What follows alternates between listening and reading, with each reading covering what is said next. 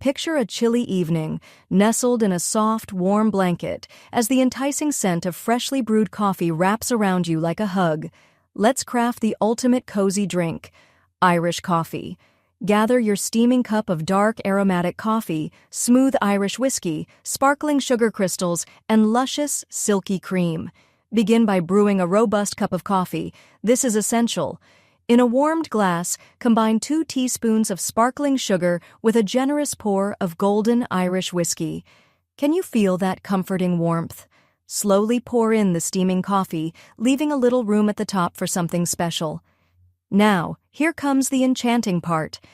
Gently drizzle the thick cream over the back of a spoon, watching it float gracefully on the surface like a cloud. Isn't that breathtaking? It's not just a drink, it's a masterpiece. But don't just gaze at it, stir it gently to blend those delightful flavors before savoring a sip.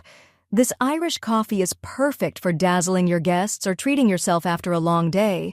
So, why not give it a try? Relish the warmth and richness with each delicious sip.